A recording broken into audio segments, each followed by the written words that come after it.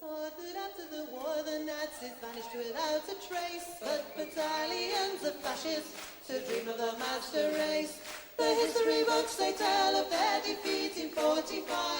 They all came out of the woodwork on the day the Nazi died. They say the prisoner of Spandau was a symbol of defeat. Whilst Hess remained in prison, then the fascists they would beat. So the promise of an Aryan world would never materialize. So why did they all come out of the woodwork on the day the Nazi died? The world is riddled with maggots, the maggots are getting fat. They're making a tasty meal of all the bosses and bureaucrats. They're taking over the boardrooms and they're fat and full of pride. And they all came out of the woodwork on the day the Nazi died. So if you meet with these historians, I'll tell you what to say. Tell them that the Nazis never really went away. They're out there burning houses down and peddling racist lies. And we'll never rest again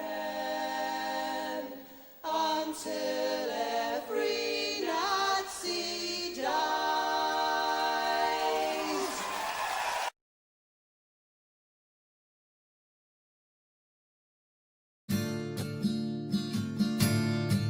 Woke up one morning and there were soldiers.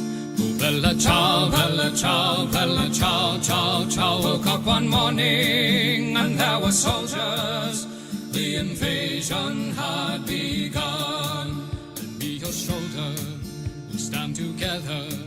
Oh, bella ciao, bella ciao, bella ciao, ciao, ciao. Lend me your shoulder, we'll stand together. But I feel my time has come, and if I die here for the resistance, oh bella ciao, bella ciao, bella ciao, ciao, ciao. And if I die here for the resistance, you must lay me in my grave among the flowers upon the mountain. Oh bella ciao, bella ciao, bella ciao, ciao, ciao. Among the flowers upon the mountain, let me rest among the brave. Someday the people will pick the flowers. Oh bella ciao, bella ciao, bella ciao, ciao, ciao. Someday the people will pick the flowers, and they will remember my name. This is the flower of the resistance. Oh bella ciao, bella ciao, bella ciao, ciao, ciao. This is the flower of the resistance, and those who die for liberty. This is the flower of the resistance. Oh bella ciao, bella ciao, bella ciao, ciao, ciao. This is the flower of the resistance, and those who died for liberty. This. Hello there everyone, how are we all? I'll be honest with you, I'm fucking dreadful. I won't go into it. Literally, I'm not going to talk about it. I was not on yesterday because of a pretty fucking shit situation. I posted about it on the Discord. That may be the only time I ever fucking bring it up ever. If you're on the Discord and you've read that post, you may understand why. Anyway, yes, I had agreed to do this before I found out, and therefore I kind of wish I hadn't, but I'm not going to let Curtis down. We're going to put on a fucking happy face, and we're going to power through it, because that's the way it fucking goes. That's life. It continues. Right, we're doing Normal Island. We're going to be talking about Hitler. Not Jeremy Corbyn as Hitler. No, no, no. Actual Hitler. Because it's the year 2026, don't you know? I need to join the Discord. Well, rejoin the Discord then, and you can see it, what I posted. And indeed, chat to people and check out funny memes. And there's cats and stuff. It's cool. Anyhow, I'm going to be going over to the studio thing now, so you'll hear other voices. Why is my hair mental? Jesus Christ. Can I just tuck it underneath the? Just tuck it underneath there. Oh, it makes me look balding as fuck. Oh no, that's okay. Right. Allow this time, I guess. Right, my name is Kevin Logan. Hello.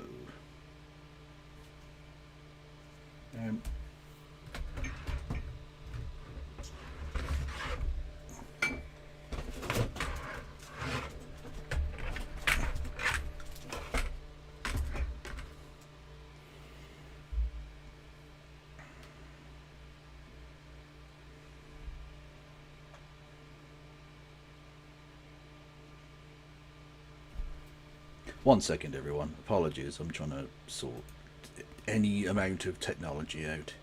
Yeah, I want that. Auto, we want the... No, hang on, no. Audio input. No, we don't want the stream cam. We want... the microphone. There we go. Yeah, righto. Boom. Join the broadcast.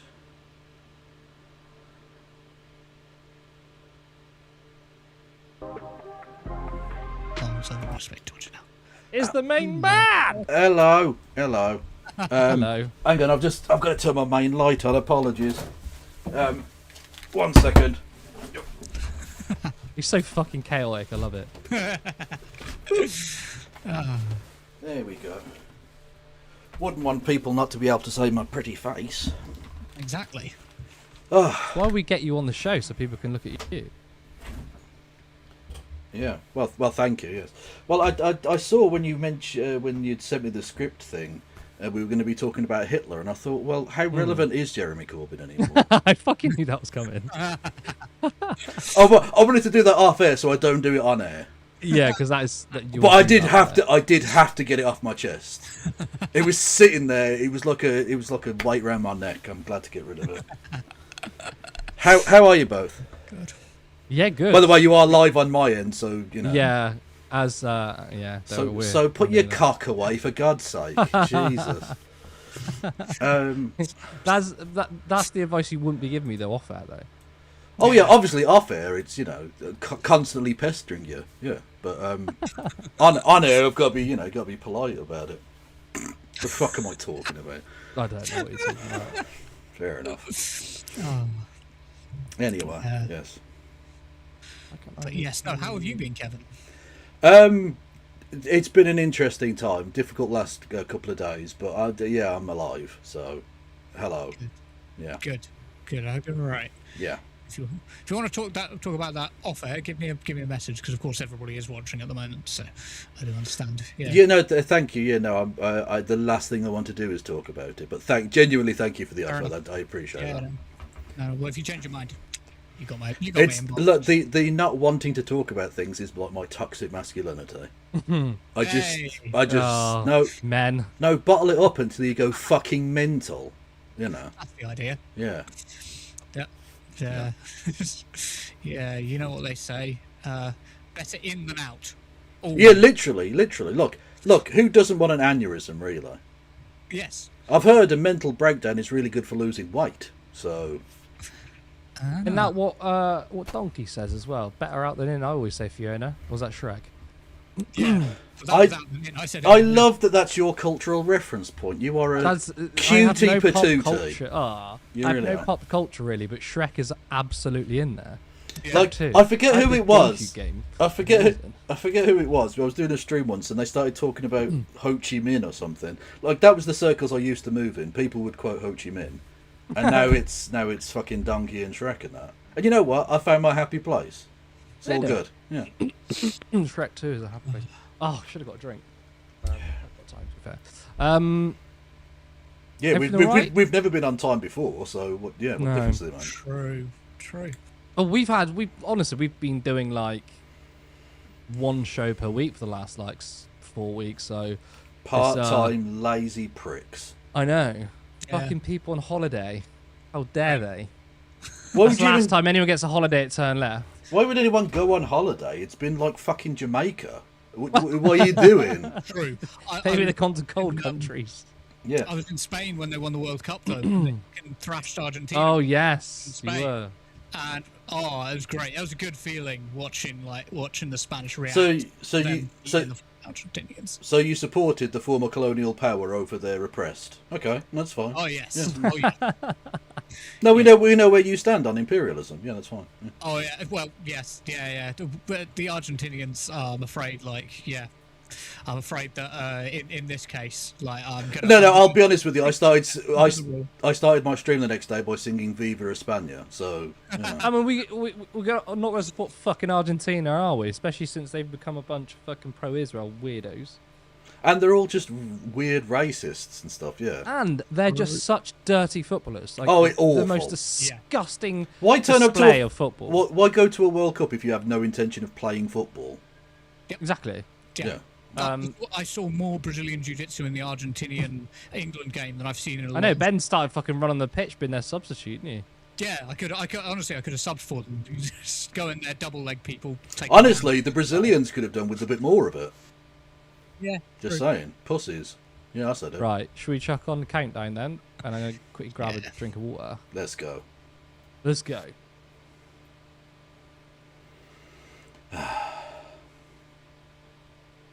Right. The fucking beetle abuse has already started. There we go. Oh, yeah, you guys are talking Musk and Hitler later on. We Looking are. forward to that conversation. Yeah. That takes me back. Yeah, it does feel like a bit we would do on Let Them Eat Cake. Yeah. Yeah, literally, it's like. I need to get a funny something- we need to get a funny Australian in the mix as well. We do. Are you still? Have you spoken to Mike recently? I haven't spoken to him in ages. Not recently, but we were still sort of in contact, I suppose. Yeah. I was just wondering if we could do a reunion at some point where we just get together and discuss. Oh, that would how be far dope, Far yeah. right has come. You know, just a one-off show and. Maybe we could do it on bullshit. we could do it on the day that Andrew Tate gets sentenced to prison. Oh yeah, that'd be. Fun. That'd be fucking dope. That'd be a lovely little lap of honour. Yeah. Oh yeah, yes, especially for Mike. Yeah, exactly. Yeah, it was one of the people that doorstepped him. So, Yeah, Andrew Tate turned up in a Bugatti to Mike's fucking house, threatening him. Yeah. Yeah, insane. Yeah. God. Yeah. But again, judge a person by their enemies. If your enemy is wanted on multiple continents for acts of rape and child trafficking, you're probably on the right side, I reckon. Yeah, exactly. Yeah. That's exactly what you want in terms of your opponents. Exactly. Ah, that's the idea. Right. Because if you're standing on the same side as the nonces, you should really rethink where you're at. You know. just saying, Tommy.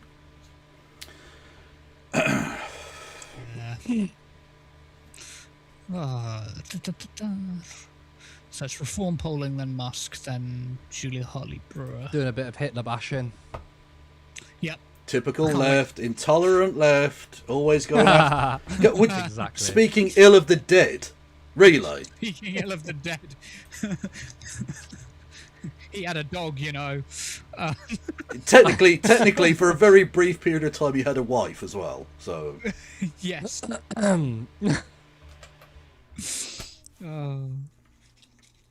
Hello and good evening and welcome to Normal Islands Live. I'm of course Curtis Daly. And I tell you what, it's been a while.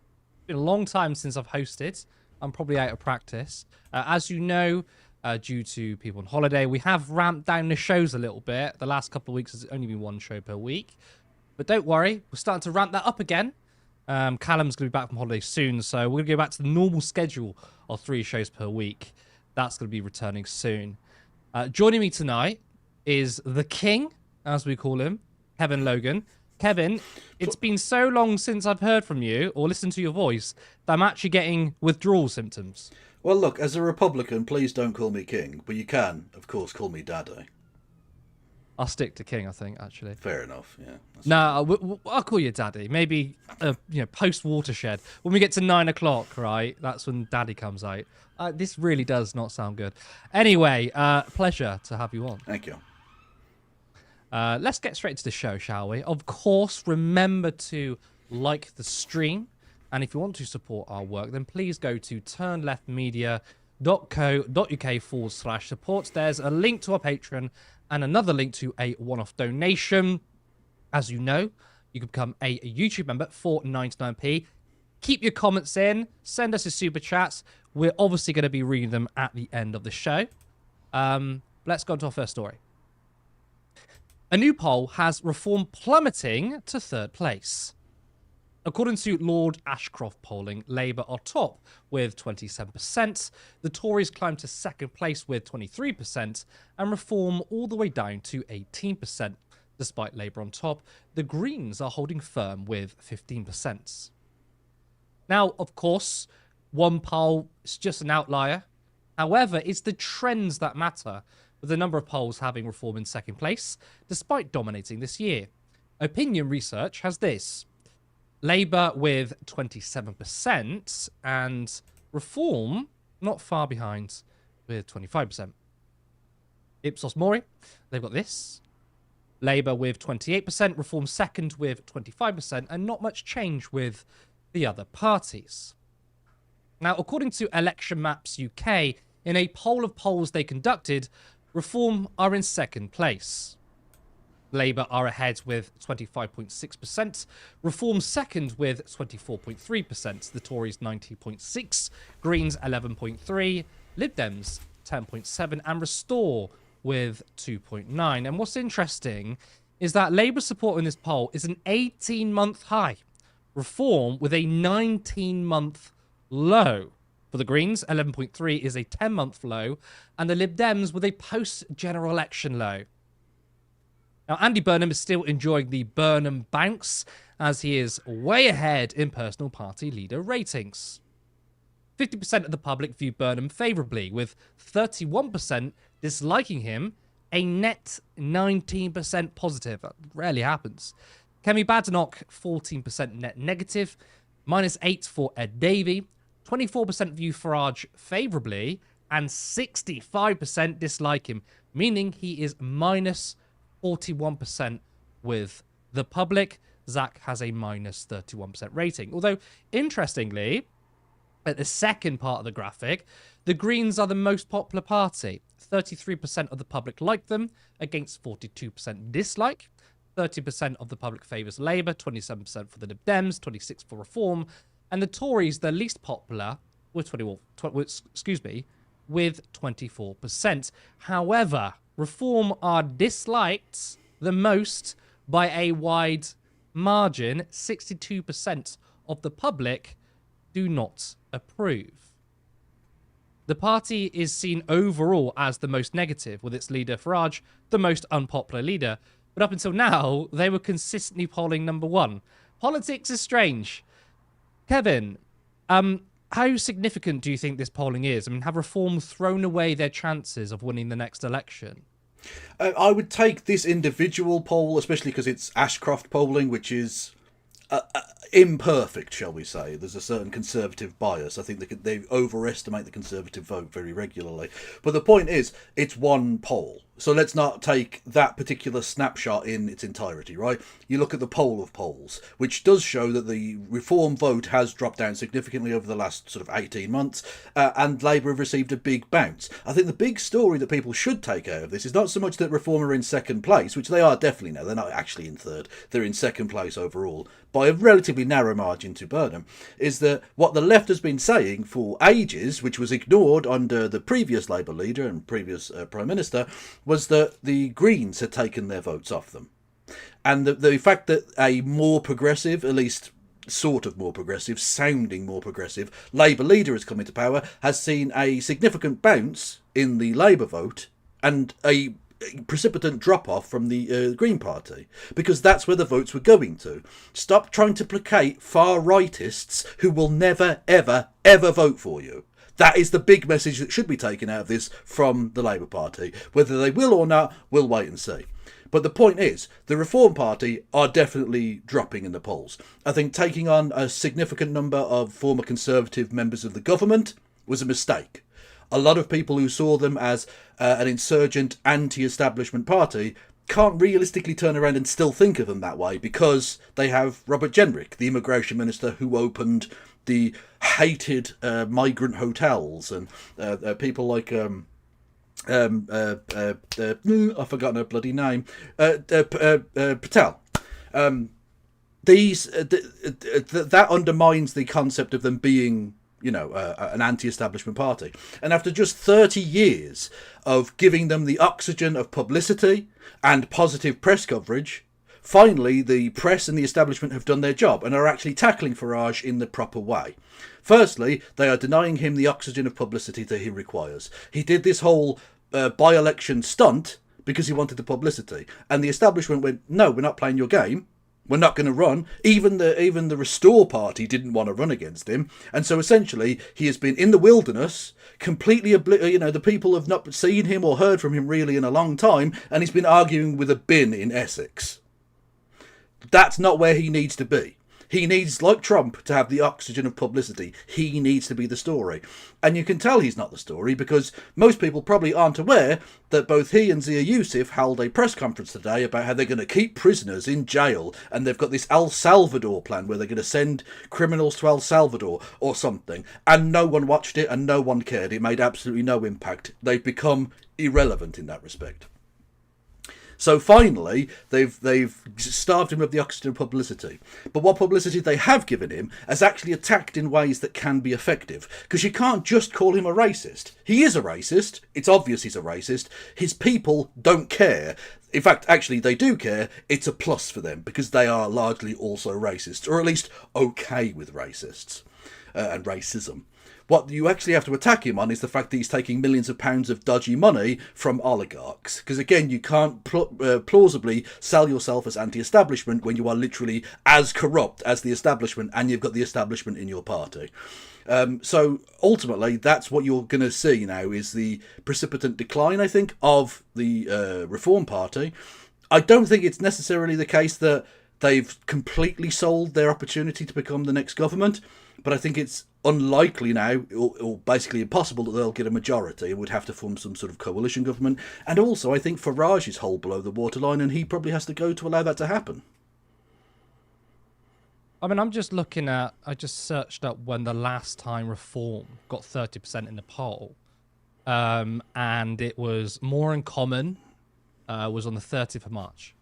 They were on 30%, the Conservatives were on 21%, Labour on 19%. Opinion, because that's one of the polls we've cited, the last time Reform were on 30% was February. And then Ipsos, again, another poll that we've cited in this, was January. So it's been around 6 months, 4 to 6 months, maybe longer now, since they've actually reached 30%. Where do you... And that's this predates all the £5 million bung stuff, right? Yeah. It has to be more than just the Conservative or ex-Conservative MPs swinging over, though. There must have been... I mean, in your view, there must have been other reasons, right? Or I mean, yeah. Nigel Farage has tried in some ways to soften his messaging. You wouldn't necessarily know it from the outside, but right-wingers do look for this sort of thing. He has softened his message to a certain extent. He's also, bizarrely, rolled back some of the more progressive-sounding things. Yeah. So former Labour voters who wanted tougher rules on immigration, but also kind of wanted government spending, well, he's rolled back on all of those government spending plans. Even the lies he was telling to his voters about how he was going to invest in their local communities have gone away. And so the ex-Labour voter who would hold their nose and vote for Reform goes away. Also, you've seen a significant bounce for the Labour Party, which again, even though the Reform Party have slipped down a little bit, the reason that Labour are ahead of them is because of that increase, right? Which again comes from again, there's an almost exact mirroring of the drop in Green Party vote and the rise in the Labour Party vote, because progressives have decided, okay, maybe this guy's worth a shot. He's sounding more progressive. He's coming up with some economically more progressive sounding things. Maybe we'll give him a shot. And literally anyone's better than the previous bloke, whatever his name was. Can anyone remember?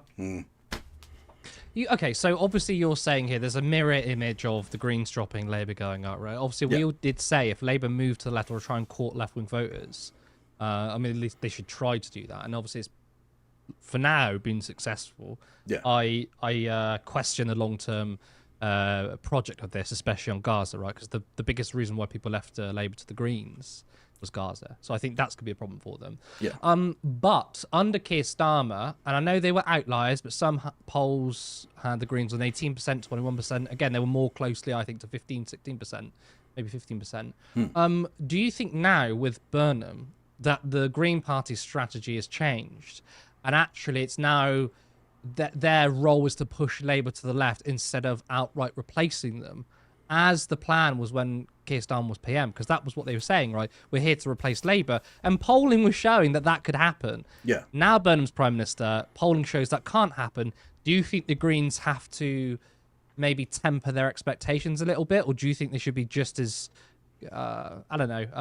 bold and confident as before? I think they need to be more bold. I know that might sound a slightly strange thing, given that they, like you say, they're at a 10-month low in terms of their share vote, but the popular vote share.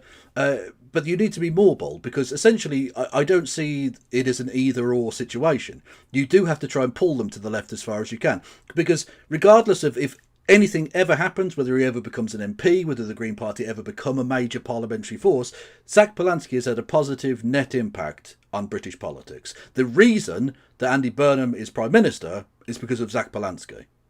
The reason that the Labour Party are coming out and sounding vaguely like a Labour Party should, in terms of like cost of living crisis, and even on things like Gaza, where although the policy hasn't really changed, at least the messaging has changed. At least he's prepared to be a little critical, which is a sea change from the absolute steadfast iron support of the previous government. That positive impact is huge, potentially. It could vastly change the fortunes of working class people in this country. But you have to be there to drag them as far to the left as you can get them to go towards your position, because that's better than nothing. It's better than the previous situation we had. And ultimately, if they don't go far enough and we end up in the same situation where progressives become disillusioned by this Labour government, which seems likely given that I think they're not going as far as they should, and he's just a Blairite who eventually will be sucked in by the blob at Westminster and become another essentially Tory, then that disillusioned vote will come back to the Green Party, and they can actually overtake the Labour Party, because, you know, once bitten, twice shy type deal. I think you have to essentially have it as a strategy in the first place to drag them to the left, and if they don't do so, to take over from them. Yeah, I entirely agree with that, and I do think that Burnham wouldn't be where he was without Zach Polanski. I think that's just true. Yeah, 100%.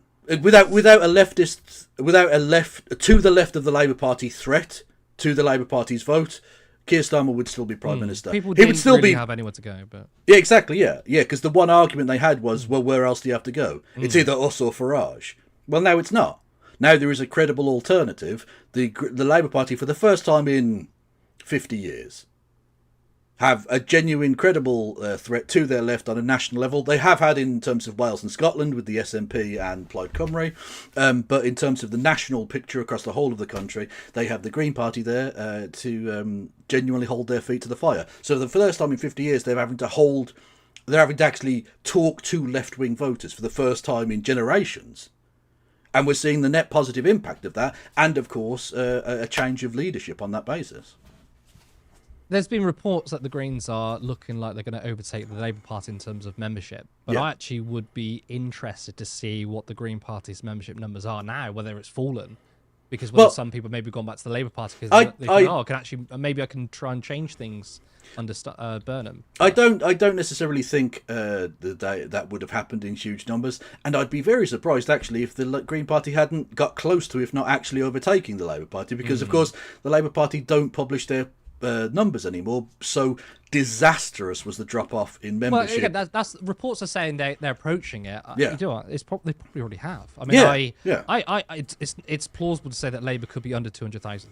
Yeah, genuinely, because they're so embarrassed by their pathetic showing that they don't publish their numbers anymore, which should be illegal as far as I'm concerned. You should know the number. You don't have to know the exact people, of course. Privacy is a matter, but in terms of the overall number, those as a matter of law should be made public, I think.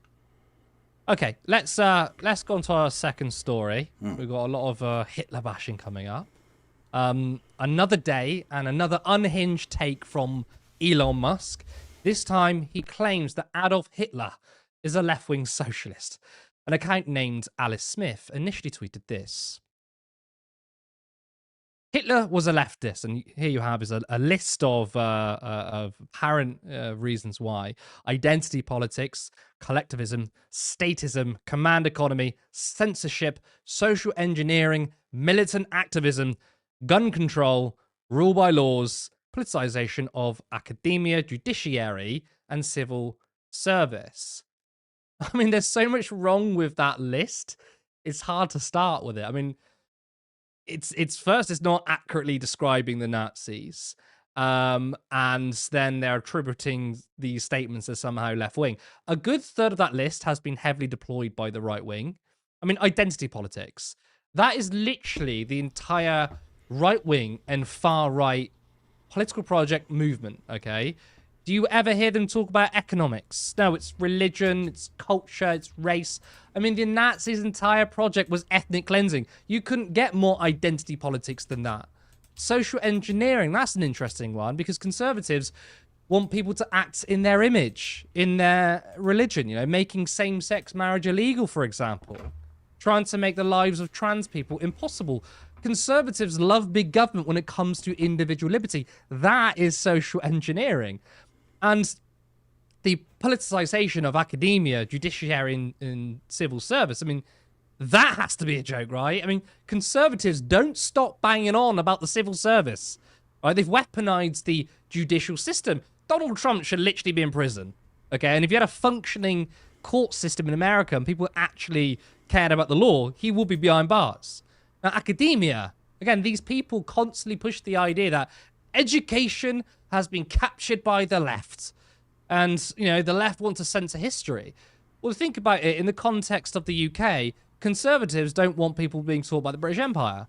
I mean, Kevin Baddock always says, oh, we need to be teaching the positive history of Britain, not downplaying it. No, we should just be teaching the truth, whether it's good or bad. Anyway, Elon Musk, quote, tweeted it and said, Hitler was a left-wing socialist. Now, there's been a fairly long history of people on the right trying to claim that the Nazis were socialists. Their evidence is that they called themselves National Socialists, which means North Korea is a democracy, right? In reality, fascism is the direct opposite of communism, a left-wing ideology. In fact, many fascist movements target communism and communists. I mean, the first people targeted under the Nazi regime, socialists, trade unionists, communists, and even social democrats. Before 1933, the Nazis were very unpopular with workers, who typically supported communists or the Social Democratic Party. Therefore, the Nazis took on a lot of rhetoric of the socialists to win political power. It doesn't mean they are socialist or in any way left-wing. It's just pure far-right slop. But Musk accidentally admitted that he himself is a Nazi. Back in 2018, Musk claimed he was a socialist. By the way, I'm actually a socialist, not the kind that shifts resources from most productive to least productive, pretending to be good while actually causing harm. True socialism seeks greatest good for all. I mean, a socialist wouldn't say that. Oh, so these socialists today want to take, resources from the productive to the unproductive. That is such an anti-socialist thing to say. Okay, Musk certainly isn't a socialist. He's the world's first trillionaire. All right, he's where he is because of capitalism, so he's not a socialist. However, I mean, he is a Nazi. Kevin, do you think this slop works? I mean, will people fall for the idea that the Nazis were left-wing socialists? No, I don't think they will. And people really oughtn't take Elon Musk's view on political philosophy very seriously, considering he genuinely made the argument that Karl Marx was a capitalist because he wrote a book called Capital. I'm not making that up. That's a thing that he suggested. He's an idiot. If anything shows you that capitalism doesn't reward the best amongst us, but just rewards evil idiots, Elon Musk is the ground zero for that argument. Yeah, the usual argument that gets made here is that they have the word socialist in National Socialism. Firstly, one of the first groups within the Nazi movement they targeted were the what were called Strasserite socialists, the people who actually believed in the socialism of National Socialism. They were murdered. All of them. Pretty early on. So the idea that Hitler or Hitlerism, Nazism, was socialist is a little ridiculous. Just because it has the word in it, lads. All I'll say is, in that instance, right? Surely that urinal cake has the word cake in it, so tuck in, I guess. Or on the basis of Elon Musk saying that the word capital in a book title means that he was that Karl Marx was a capitalist. Presumably, therefore, Elon Musk is going to write a book called "Divorced Stupid Twat." I imagine. I don't know. But in terms of the actual arguments that were made in the original tweet, I think it's worth taking on those point by point because they're all massively fucking wrong. Firstly, the person says idpol, so identity politics, right? That's not a uniquely leftist thing at all. Identitarianism, in its various forms, has existed on the left, right and centre for a very long time. As indeed Elon Musk would know, because Elon Musk is a massive racist. As indeed all right-wing people are to some degree or another. They just are, that's part of their thing. Modern Western conservatism is just white grievance culture. That's all it is. You can see it in the two-tier policing shit that they constantly keep going on about. They're just white grievance mongers. That's all. So in that case, every conservative is a socialist, apparently. Collectivism is just a stupid buzzword, really. They don't really ever define what that means, but surely if anything's collectivist, it would be the massive army that right-wingers love to jerk off over, or indeed nation-states, where you are collectively one peoples within a set of borders drawn on a map. But apparently that's fine and not collectivism because reasons. Statism, another sort of pointless, stupid buzzword. But for rightists in America who love Trump, a man who has begun to centralise the power of the American government into the hands of the presidency in a ridiculously unconstitutional way, is a bit ironic. Command economy. You can only realistically describe the Nazi state as a command economy during the total war production years of 1943 to 1945, which means for only 2 of the 12 years they were in power. Other than that, they were pretty capitalist. Literally, the word privatization, was invented in Nazi Germany to describe the way in which they sold off both public assets and indeed seized assets of people they murdered, of course, selling off to organisations and people of Aryan descent, obviously, because, racists, but private enterprise. That was it. They were privatisationists. Not at all command economyists, until they absolutely had to because total war, which is a thing that governments in wartime have done across all states. Would they also describe both the North and South during the American Civil War as command economy socialists? Because they did total war economy too. Just saying. Censorship, ridiculous. Literally the most ridiculous one of the lot, I think, because every single society that has ever existed has had censorship to one degree or another. You have the Federal Bureau of Censorship in the United States of America. That's a thing. Or the Federal Commission, I should say, for censorship in America. Is America socialist? Maybe. These people are crazy. Who fucking knows? Social engineering. America's very existence is a prime case of social engineering. You took people from 50 different nations across the world and slammed them into one country and tried to make a nationality out of it. It's an experiment in liberal capitalist democracy on a continent that had never seen anything like it before, including lots of genocides. Don't talk to me about how social engineering is a socialist concept, unless you think the founding fathers were also socialists, which I'm guessing you wouldn't claim. Militant activism, more meaningless buzzwords. Every single country that's ever existed has had people who believe in things and advocate for them strongly. So, just a meaningless nothing phrase. Gun control. Only in America is gun control politicised in this way. Conservative governments across all the rest of the world have enacted gun control to various degrees, and they don't have the school shootings that America has constantly. But that's just ignored by these people. And what's also ignored is the fact that there are gun laws in America all over the place. Is America also socialist? Maybe they would claim that because they're lying bastards. I don't know. Rule by law is a very strange one. Aren't conservatives, at least in theory, supposed to be the people who support the rule of law? Also, Hitler didn't live by law. Hitler lived by decree. He just made shit up as he went along. He had the Enabling Act for virtually the entirety of his premiership. He didn't live by law. What the fuck are you talking about? The politicisation of academia, judiciary, and civil service is where we reach the every accusation is a confession part of the proceedings. Because in America, you've had groups like the Heritage Foundation, the Council for National Policy, Project 2025, the Federalist Society, we could go on, who have all explicitly had the goal of politicising those exact same institutions for decades, and have largely succeeded in doing so. And yet, you want to claim that that process is socialist. Honestly, guys, the reckoning of these people would mean that virtually every society that's ever existed is socialist, including modern and old America. Or they're just full of shit. I mean, they could have come up with better examples, at least to try and sort of feign some kind of faux argument. Well, there's no argument. Basically, again, there's no argument. But yeah. the specific, like, the rule of law one, it's funny to me because it's like, okay, if you're trying to convince people that Hitler was a socialist, right? Why would you use rule of law? Because most people go, rule of law sounds quite good, actually. I quite like having certain laws. I don't know who you're trying to convince with that one. But yeah, every state has fucking rule of law. And it's the right-wingers who really, really kind of ripped it from beneath it. I mean, of course, they don't believe in democracy. They believe in mob rule. That's what fascism is. You look at Trump again and you look at Hitler.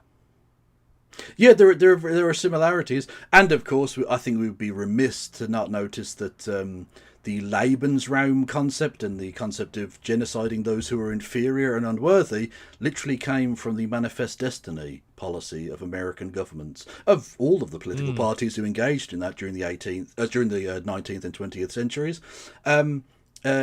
So America has a big role to play in all of that, but ultimately what it comes down to is conservatives, especially in America, are so close to Hitlerite policy and politics that they have to pretend that actually that's left-wing and had nothing to do with us, even though they believe many of the same things that Hitler did.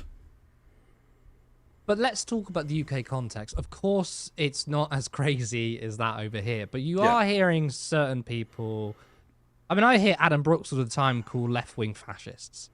And, you know, the left are the new fascists. And I feel like there is...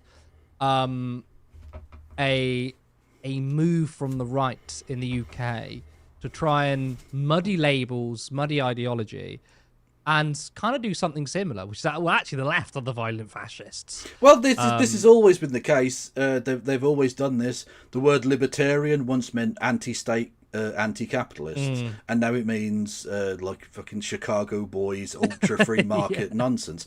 Also, like there's. I don't want to get into too much of a historical or historiographical rant here, but this person is clearly not a great understander of history, or the fact that clearly not. You know, the concept that the past is a foreign country, right? That it's a completely different thing. The idea of the command economy. Virtually every pre-1980 government around the world, including the American government, would be command economy by today's standards, because the Thatcherite, Reaganite, neoliberal monstrosity, which has torn through the institutions of the world, has meant that the laissez-faire capitalism of the 19th century has basically come back. But on a sort of worldwide global communications level, you know, that's why you've got like a trillionaire, like literally the Gilded Age, the Great Gatsby of today could only they could only have dreamt of the kind of obscene wealth that they now have. The wealth disparity today dwarfs that of any time in human history. And so if you just go back to 1980 and before, every single government would be command economy. But this person doesn't fucking understand that, because they're not trying to make a good faith argument. They're just trying to smear somebody who has been used as an attack against their side for years, because they are on their side.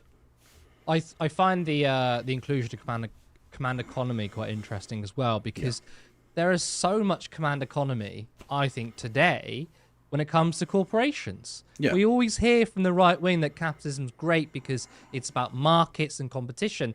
the biggest proponents of a command economy are big corporates. Because they want to control the entire market. They don't want competition. They're not promoting that someone else makes a better product. No, they want to buy out these companies. So, in fact, we've created more of a command economy because there's no democratic oversight over these corporations. Yeah. Oh, yeah, absolutely. There's nothing the capitalist hates more than a free market. Once they've won, they want to be able to choose to be the winners forever. Elon Musk has received billions from the US taxpayer. He's the biggest welfare queen in history. Or Jeremy Clarkson saying that welfare recipients should say thank you to the taxpayer. Well, I'm waiting for my fucking thank you, Jeremy. You've received £250,000 of government subsidy for your farm. I'll accept a text as thanks if you want to thank me as a taxpayer, you fucking arsehole. I tell you what, you going through that list was absolutely incredible. You debunked them line by line. Thank you. I loved it. But let's go on to our third and final story. But before we move on, you know what I'm going to say? It's 2026, and we want this year to be big for Turn Left. We want to be far more ambitious than last year and really put us on the map. We would like 2026 to be the year where we can have a studio and for our contributors to be paid for the work we do. Your support over the years has been amazing, and we're ready to take this to the next level. We rely on small donations, so if you want to be part of a media organisation that seeks to destroy the oligarchs, then please head over to turnleftmedia.co.uk/support. There you can support us monthly on Patreon, or there is another link for a one-time contribution. You can also become a YouTube member for 99p. And as you've seen, we have made certain upgrades, as in this studio as well. On Fridays, you get to see the whole thing. So we're always improving. We're always upgrading. Final story. Right-wingers will never stop moaning. And this time, it's Julia Hartley-Brewer. This is what she said in response to Andy Burnham announcing that the government will clamp down on fake discounts, hidden charges, and subscription traps. Burnham brings forward ban on subscription traps to ease cost of living. This is embarrassing now. A brand new Prime Minister who says he's got a plan to deliver change, growth, and tackle the cost of living, and all he's offered so far is petty tinkering. Total cringe. I mean, I don't think Hartley-Brewer actually really cares about tackling the cost of living, so ironic to say that. So what specifically is Andy Burnham calling for?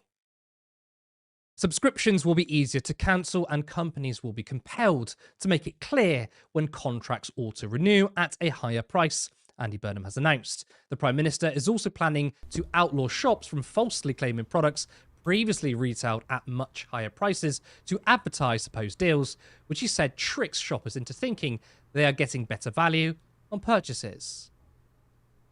Now, despite those moaning at Burnham, the policy to make it easier to cancel a subscription was actually drafted under Starmer.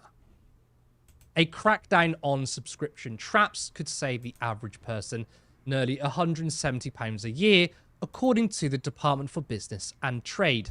Consumers will no longer have to make endless phone calls to cancel a subscription, and they will be given a 14-day calling off period after the end of a trial period or when an annual subscription automatically renews. The charges are expected to come into force in spring 2027. The laws will enable people to cancel subscriptions with the click of a button, the DBT said. Companies will be forced to give clear information up front to prevent consumers from being silently rolled onto expensive contracts. Burnham is set to bring in these changes 3 months earlier than planned.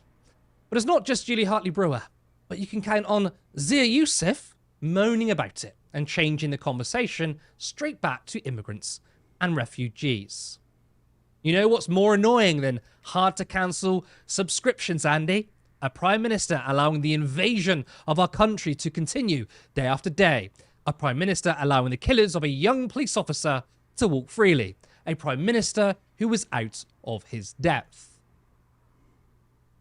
I think you know how far this country has fallen when a prominent politician of colour is describing immigration as an invasion.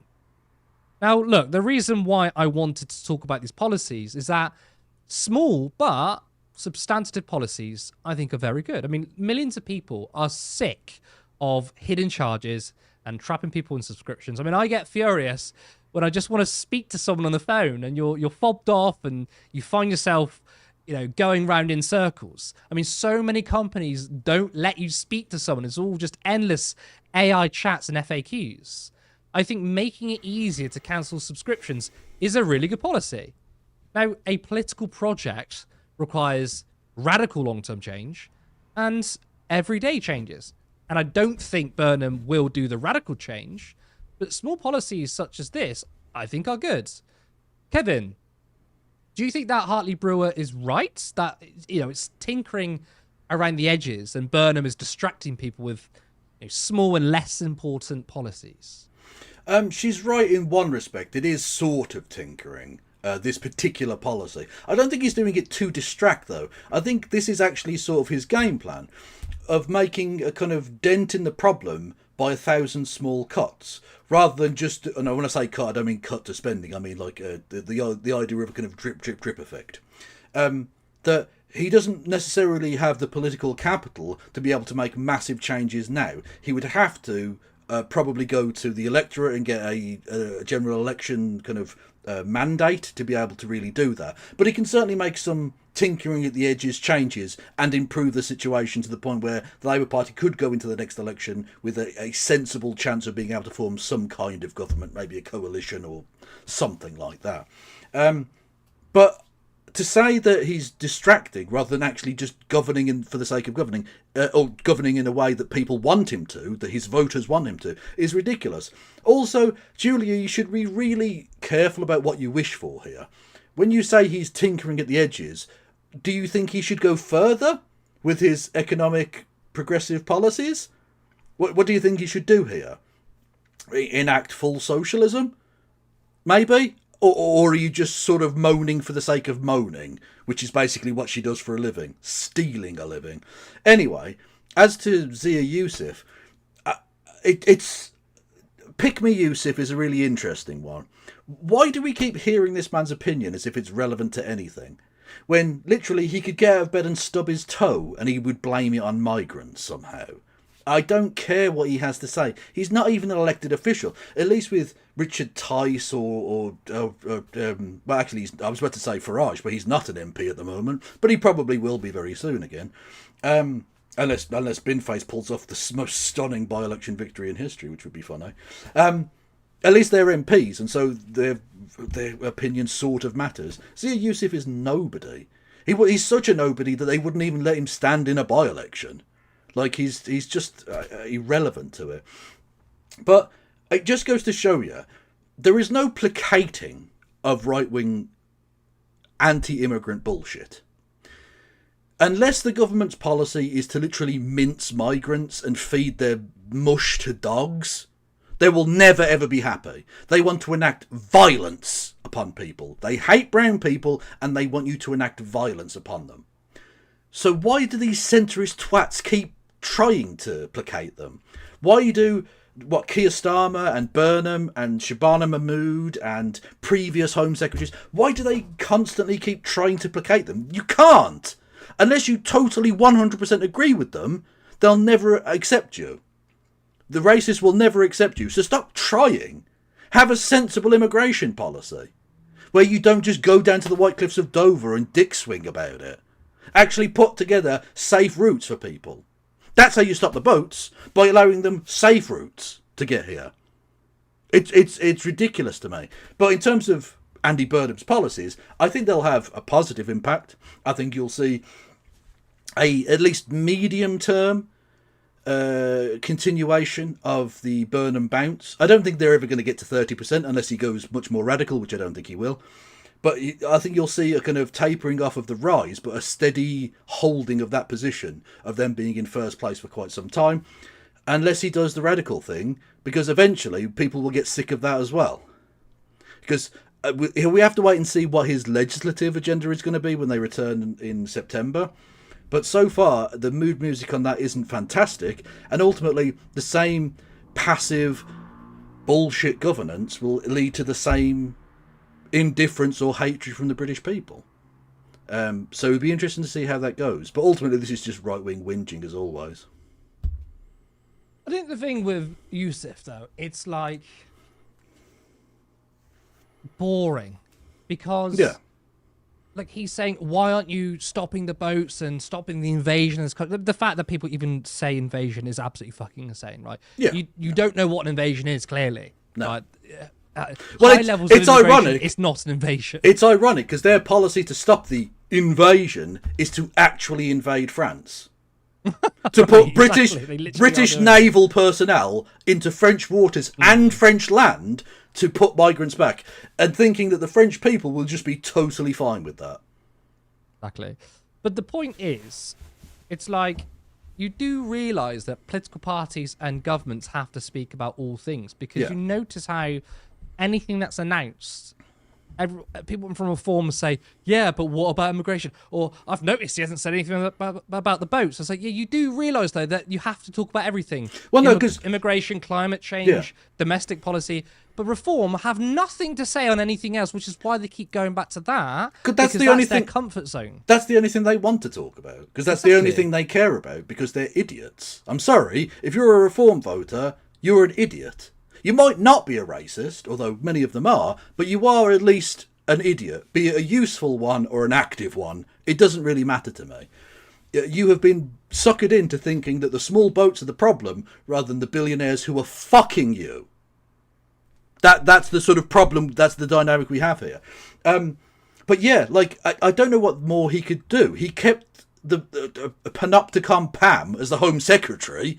What more do they fucking want from him? Literally, unless you can agree to kill migrants, to put up like spikes on the White Cliffs of Dover to impale the small boats, they're never going to be okay with you. So stop trying. They're not going to vote for you. They didn't vote for fucking Prickface, Sir Prickface. They're not going to vote for you either, Northern Prickface. So just disregard them. They're not your voters. They are your citizens, you do have to rule in their behalf, but they're not your voters. Stop trying to win them over. I also think these sorts of policies, I don't think they're necessarily tinker around the edges. I don't think they're transformative, of course, but I think that these sorts of policies directly address the cost of living in some kind of way. Because what you would hear from like a neoliberal, and I'm not saying that Andy Budham is completely rejecting neoliberalism, but Starmer, like full-blown neoliberal, would look at policies that try not to like intervene, I don't think. Whereas like saying that companies have to change the rules on like, you know, trapping your subscriptions, I think that's quite substantial. Like, I can imagine that will be a policy on like a Mamdani manifesto. Yeah, those sort of policies, I'm like, I could absolutely hear Mamdani doing that. Yeah, it's essentially just social democratic boilerplate stuff that wasn't seen as particularly radical even 20 years ago. You got to bear in mind, like, Tony Blair was quite a right-wing prime minister, and yet they actually did some relatively transformative things in terms of Sure Start, in terms of tax credits and pensioner tax credits and things like that did really positively impact the lives of the most poor in our society. And the Labour Party has even given up on even that kind of thing. And so now we have what I think will be impactful but not transformative, I think is the way to describe these policies. They will make people's lives better, so that's good, and will win support on that basis, because people have become like, this is a horrible example, but they're like abused animals. They're not looking for the best thing in the world. They're just looking not to hurt anymore. They just want someone to not continue to beat them. And so we just want a government that kind of governs on our behalf and aren't totally corrupt, evil pieces of shit. Is that too much to ask? And so the fact that he's giving them that, not transformative, not brilliant, not really rousing and inspiring, but just all right. That's enough. That's enough. That could lead to a landslide at some point if he continues to do that for the rest of his term. Well, that's what I mean, right? Again, you know, like, as a socialist, you know, I'm sort of coming at this from the left, but I think that what Burnham is really good at is these sorts of things. I thought his first week was a very successful premiership. Talking about bringing back down the cap, for example, cutting energy bills, whatever. Getting rid of rough sleeping, I thought was a fantastic thing for him to say. I mean, that's a throwback to Jeremy bloody Corbyn, right? And no, again, we already talked about Hitler. We know about it.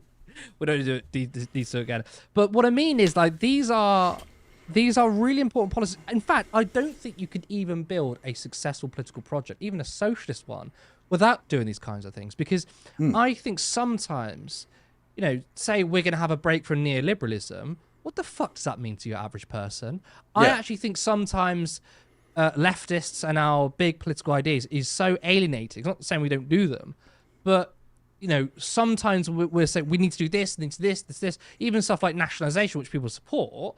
These are big policies, but actually, I do think everyday domestic policies, which are easily communicated, is really important, and that's something Keir Starmer did not do. In fact, when it came to some policies which people could say they weren't bad policies, they were never easy to grasp, and they weren't communicated very well. So I actually think in order for a political project to be really successful, I want to hear more stuff like this every single day. Just slowly dripping it out, because people can be like, oh, immediately I'm hearing something that's happening right now. Not as in like, I'm going to fix the housing crisis. I'm going to, redistribute wealth. All amazing things. But like, people would be, one, skeptical of you doing it, and two, it's going to be years maybe before that. I think people would really respond to, oh my God, like next week, I actually might save £100 because he's just done that easy policy. Why haven't they done that before? I think that's actually really tangible, really successful for people. Well, exactly. Technocratic rule is sort of by its nature Byzantine. You can't really understand it. It's not meant to be understood. It's done by lawyers in legalese. Now, it can be effective in terms of steering the state of the ship of state and all the rest of it, but people don't get it. People don't get it at all because it's not meant to be gotten. Whereas, like you say, the successful campaigning strategy of people like Mamdani is to say, don't talk about reappropriation of transportation funds. Talk about, I'm going to fix potholes. Yeah. Because people see that, they understand it, they know what you're going to try and do. Now, in the courthouse or in the Senate, in the Congress, in the Parliament, whatever, you have to then talk about reappropriation and all of that shite, right? But to the people, put out a TikTok saying, I am going to make your life better and here is how, is perfect. That's why the ridiculousness of these old media twats going on about, oh, he's just doing TikToks. But that's how people get their fucking news. It means communication. He's cutting out you. That's why they're annoyed. He's cutting them out as the middleman. Yeah. There is no middleman between his message and the people seeing the message anymore. That's what really scares them. That's what's always scared them about the internet, and what they've tried to clamp down on it in every way. Ban TikTok, ban this, ban that, put age restrictions, everything, because they realise that unfiltered, people like me and you can just come out and say, fuck capitalism. And that is scary for them, because they're not scared of the poor. They're scared of people who start fucking thinking. So anyone who can make them think is an enemy to them. I think when you mentioned about potholes as well, I think this is really important. That sometimes, because when you hear, the only time you ever hear about potholes is during a local election, right? Yeah. And bins and stuff. I actually think something which would be really successful is if governments, like national governments, started doing local policy, communicating that. Imagine if Andy Burnham next week said, I'm going to announce the end of potholes. Yeah. And I'm going to do a national campaign, and we're going to fix potholes across the entire country. That man's going to get fucking 650 seats, right? And you might think, oh, potholes aren't a big deal, which they are for people. They are, yeah. It's like a local issue, but you've transformed it into a national one. And imagine if you talk about bins. I think Prime Ministers talk about bins would be amazing. Yeah, you know? it's an intangible. Politicians want something big and bold that's going to be like flashy, that will make a headline, and that's not ultimately what wins elections. It's what do people see on their doorstep. It's bread and butter issues, and the kind of the semblance of decay in the country is summed up by the fact that some of our roads look like third world countries. Yeah, our infrastructure is pathetic. Embarrassing for a modern first world nation, supposedly. You can't. There are parts of Birmingham's road network that I don't want to go on, because I also don't want the Jesus Christ, the VAT the problems with having to go to get that fixed. the people's bread and butter issues need to be tackled. If, like you say, you're the national government, you could take that power in hand. Now, he did say he wanted to give more power to local governments, so it'd be a bit weird.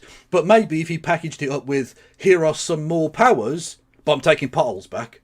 And I'm taking the funding for potholes back. You can fuck off, right? And then he sorts potholes out. If he became the pothole fixer, the pothole king, like you say, landslide. He'd go down in history, and that's something. And like, because I don't buy the argument, which is that, well, he needs to get a mandate. So anything that he breaks on the 2024 manifesto, he needs to put in a new manifesto. Political pundits love that shit, right? Yeah. But your average person doesn't want another election. Your average person wants fucking solutions. And why they're becoming so frustrated and why they're going towards more of the left or the right is because they feel like, actually, like, our politicians aren't even doing technocratic politics, right? Forget populism. They're not even just doing the basic, like, running a government. One thing I'd love him to potholes and bins are part of that. One thing I'd love him to do, I'm not sure it'll win many votes, which is why, of course, it's never happened, even under Labour governments, is that he was in the manifesto, get rid of the House of Lords. Keir Starmer won an election saying he was going to scrap the House of Lords. You can do it. Go and do it. It was in the manifesto. The Lords can't fucking reject it. You can use the Parliament Act. It would get through a court. It was in the fucking manifesto of a government that won a landslide. Fucking do it.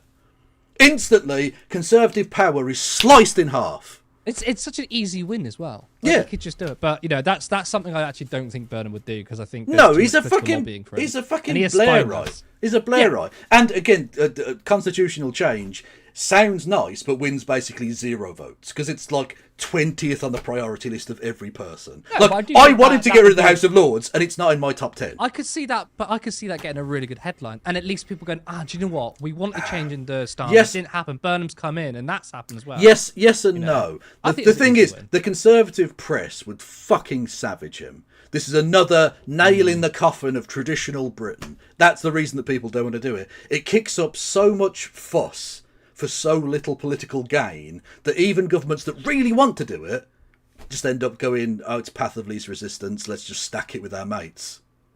Yeah, that's true. And you end up with 6,000 fucking members of the House of Lords. Ridiculous.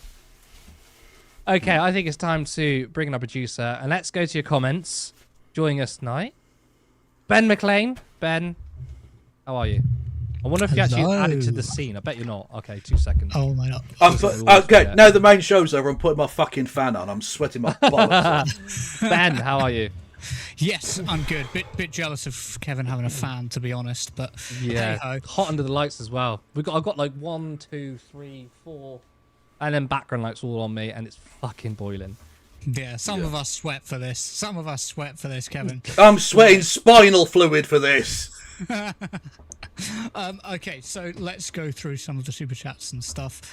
First of all, we've got Michael, who gave us a £2 super chat and said, "Extra love to Beagle, glad to see him back on turn left." The first comment. Abuse. I wonder if Absolute you're abuse. are we going to see a tear in your eye? Me? I've got no moisture left in my body. It's all sweat. And Michael also gifted a Turn Left membership, so thank you very much, Michael. And we also have... He's got 88 in his name. He's a Nazi. Just saying. Great name with great name of the person who gifted a membership here, Labour Friends of Genocide. Great. Yeah, they gifted. Username. Great Yeah, name and true. They gifted me a membership as well. So thank you. Double watching. LFG. Love it. Let's go. I had to bring this one up. Oh. Caress. You got no fans. Anyway, and then Rachel has also said sewer socialism, as in what you guys were talking about, fixing infrastructure problems Yeah. at scale as the Do way you of know? the Do you know? future. They really need to work on the name, because before I knew what sewer socialism was, I was like, this sounds like an insult. I was like, this is a terrible name. But like the project What they need to call it is bang on. sexy, awesome, big chongus as fuck socialism. That's what you need to call it. Or pothole socialism. Massive cuck socialism. Whole socialism. Do you know what? I was in the south of Spain fairly recently. I think Bougie bastard. Go on. it was It's not good. like you told us backstage, is it, Ben? Yeah, I did also tell you backstage, but what I'm going to bring up is that when you're in Spain, it's really interesting going from Spain to Gibraltar, because in Spain they properly fund and properly keep their roads, they're properly washed, they're properly maintained, and then as soon as you cross over into a British territory, you're like, oh, the roads here are shit. They're It's like going back to England. Yeah. Literally. It's the contrast is so heavy you really notice it. Well, that's the Brexit we voted for. All right. True. Holla True. to Becca, who's in Spain. Yeah. We voted for Brexit. Let's push Gibraltar away from mainland Europe with a big. It'll crash into it'll crash into Africa, and then we'll have Quitter Part 2, Electric Boogaloo. Part 2. Let's go. Okay. That was a weird episode. Another Michael. Michael Askew says, I really hope that and this is hope that Binface might pull through. No, he won't. But those Clactonites seem to be lacking awareness Although about Farage. I did see one of the nicest cope posts I've seen in a long time was a Reform supporter going on about how Farage is expected to get 70%. That's up 23% or whatever on the last election. It's a massive endorsement of Nigel Farage. Is there any context there? Maybe all the other parties not There's standing? some contact. Your only opponent being a man with a fucking bin on his head? Which, do you know what's very funny is that Count Binface might get more votes, right, than if other parties were to stand.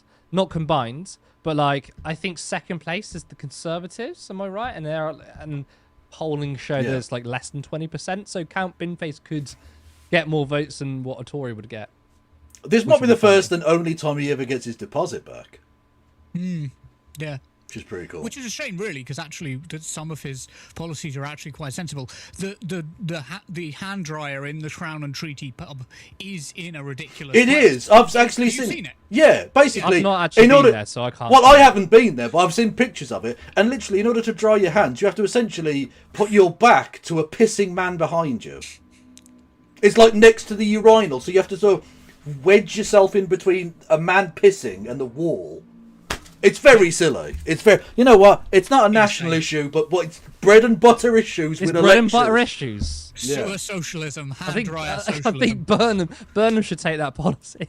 Exactly. Yeah.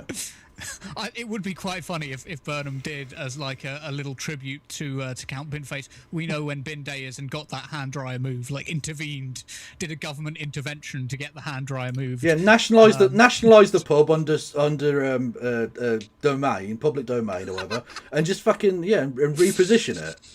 Yeah. Yeah, let's go. And Michael, funnily enough, also said there can't be much to dislike with the Greens' policy in relation to the polling drop. If you have a humanity chip working, do you guys have a theory as to why you feel like, or it seems like the Greens have dropped a bit? Is it just Burnham bounce? It literally is. Look at the rise in the Burnham vote and the drop in the Green vote. They are exactly opposite.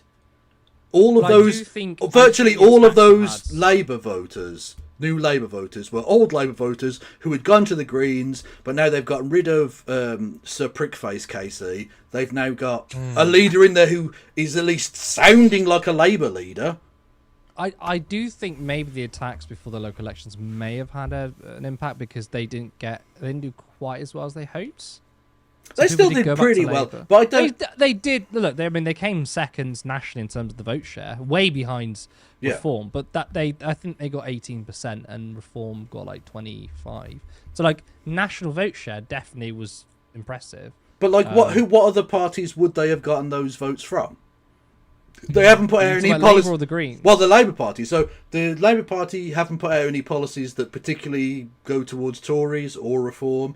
Lib Dems, I suppose you might get one or two, but probably not that many. Yeah, but you're also assuming that people think about policy. They don't. It's vibes. I think there's a Well, sliver, okay, a very but- small okay, sliver but- of reform voters going to Well, what- Burnham because what they vibes- just like Burnham. And Well, hate Starmer. maybe a tiny number, but there was a tiny number of potential voters that Keir Starmer was trying to win as well. Like, basically, people don't change from one sort of extreme to another.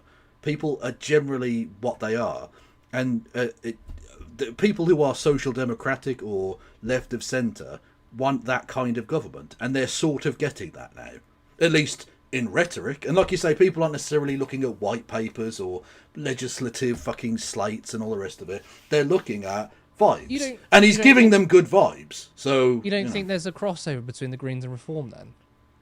I don't think there is. That Venn diagram is 2 dots at the edge of the screen. There is no crossover. No. This is anecdotal, but I have had so many damn conversations and people who were either Greens or Reform, including my own family. They were literally like, I don't want Labour and Tories, but like Greens or Reform. So again, I know it's anecdotal, but you got to think how many conversations is that replicated across the country? Yeah, I guess. Well, there was that one Green voter that flipped to Reform because one of your other producers didn't hold the door open. We actually don't know how. Well, we do. They We voted. do. We do. Come on, we do. Yeah, I And think Hannah Spencer lost by 1 vote. You know. Exactly. Yeah. oh, thank God we don't live in that timeline. Yeah. I was just going to say, Duck Authority also gifted £5 and said with regards to, I think this is with regards to like constitutional versus infrastructural change, any house that has Michelle Mone as a life peer is completely worthless. And the House of Lords. It's not. No, it's not worthless. It's worth at least £200 million of our fucking money. Yeah. True. Yeah, probably considerably more than that with all the donations and shit that go through it. Yes, absolutely. Let's keep moving through the comments. Jacqueline said, I hope that people are smart enough to focus more on a PM's policy, obviously with regards to Burnham, rather than his personality. It's no good being more personable than Keith if his policies are the same. Policy direction, any hope for Burnham, or is it broadly just all... There's some hope. Like, don't get me wrong, the fact that he's kept Shabana Mahmood as Home Secretary and put Bommy McGunface as Chancellor means that I'm not that optimistic in general, but some of his policies are pretty decent. I think his heart actually sort of is in the right place in terms of wanting a more progressive economic vision for the country, but he's not going to be transformative. But there's hope in the sense that he'll do some good things that will improve people's lives, and that might be enough to win him an election, bizarrely. And I think like he's got enough tools to win an election. I think the reason why I didn't choose Ed Miliband, partly because he was probably lobbied not to do so with people inside the party, but also I think he did recognise that Ed Miliband is not a very popular guy. He lost an election, and the papers would have went mad. John Healey, in terms of if you take policy out of it, was like the safe option, especially with the media and the establishment.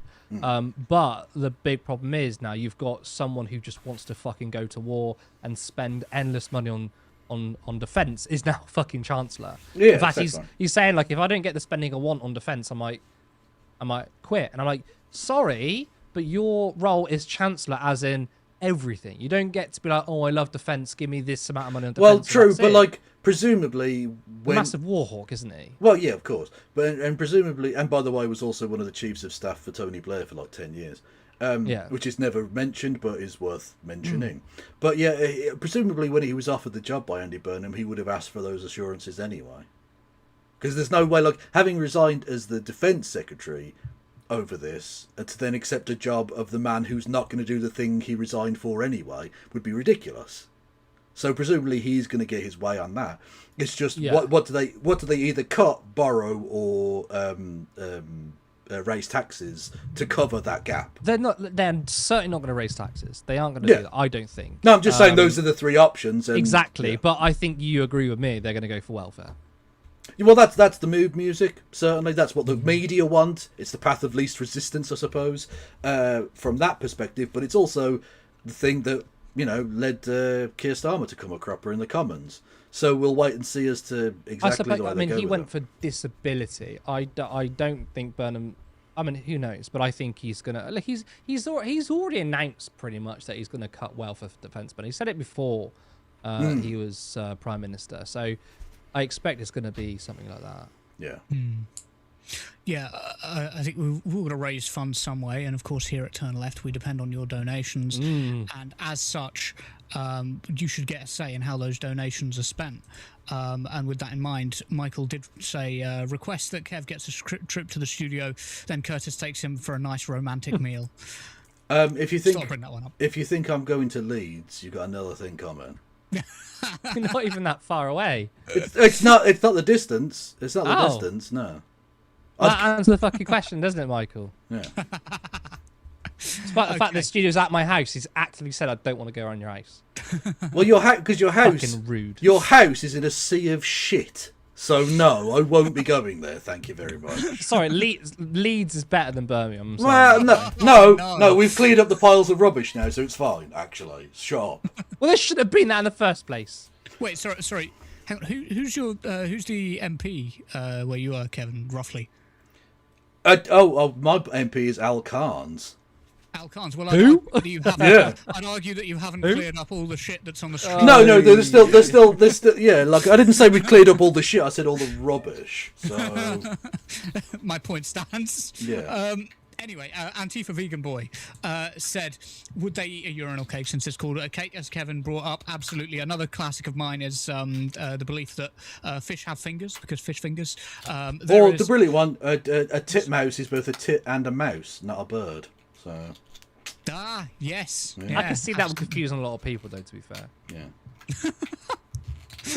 Yes, yeah.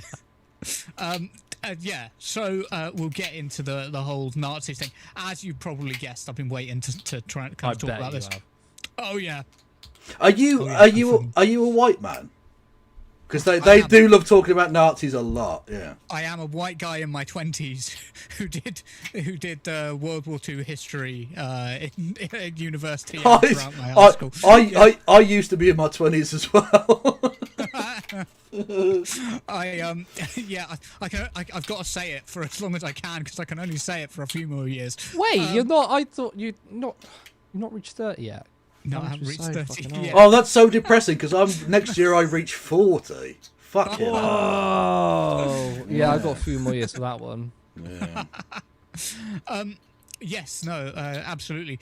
In fact, my bookshelf, if you were to look at it, is not one that you'd... immediate red flags. People have told me like it would be immediate red flags. It's just like there's a row of just Hitler books. But anyway, It's like But anyway, it's like that scene from Father Ted where he's got all that Nazi memorabilia and they all walk in and he goes, I can explain.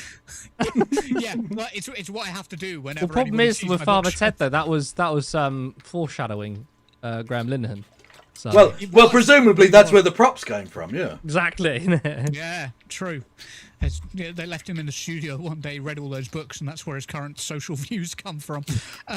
Anyway. Well, I did. My analogy of Elon Musk writing a book called "Divorced Sad Twat." I was going to go with what do you call it? Presumably, he thinks that J.K. Rowling is actually Harry Potter.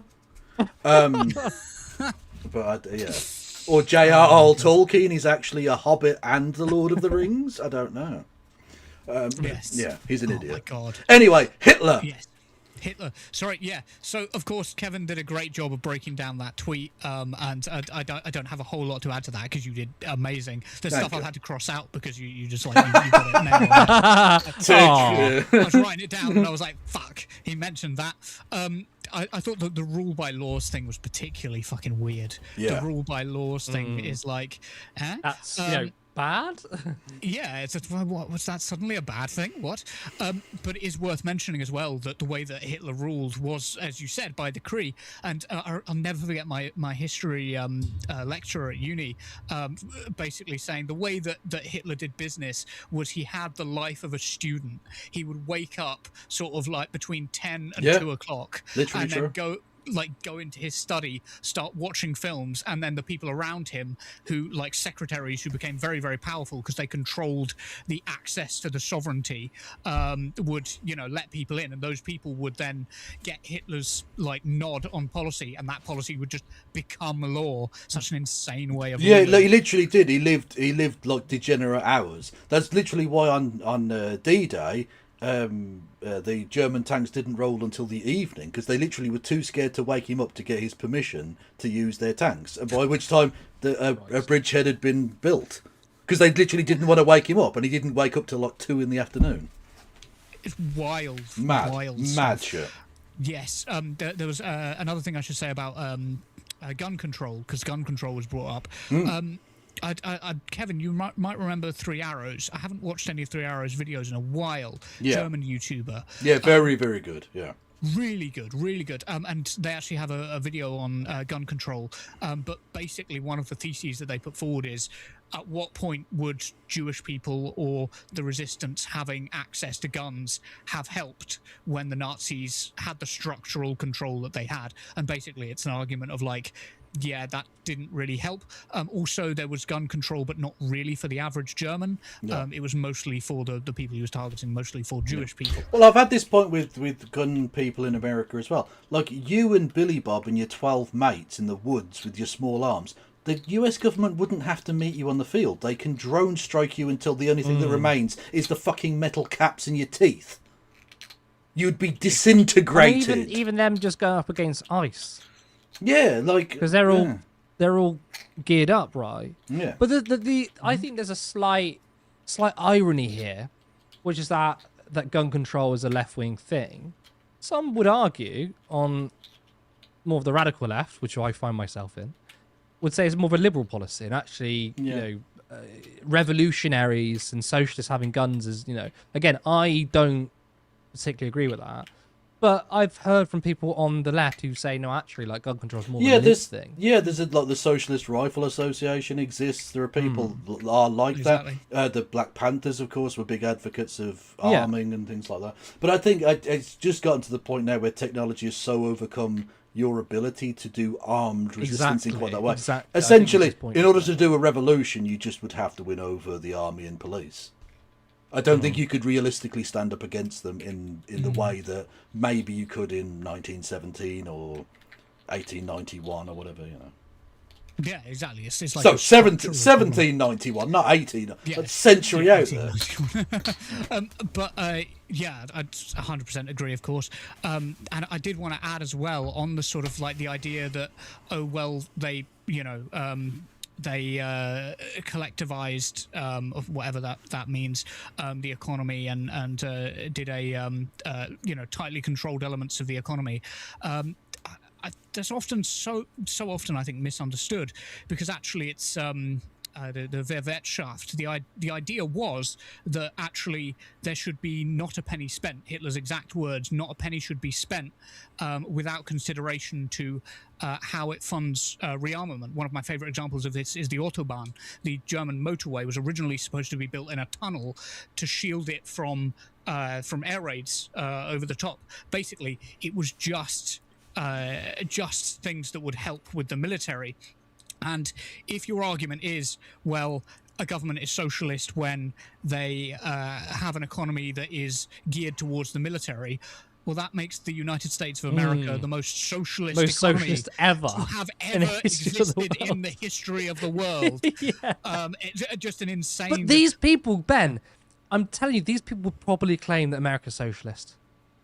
Well, I love it. Obama, right? Obama's a communist. Well, I love the libertarian. And by the way, when I say libertarian, I don't mean the original anti-state. Yeah, the communists. shit new libertarian. Yeah, the ridiculous Chicago boy fucking dickheads. Anyway, they will claim that capitalism is the best system because it's raised loads of people out of poverty, right? But that technically no society in history has ever actually been capitalist. At the same time, with the same arguments.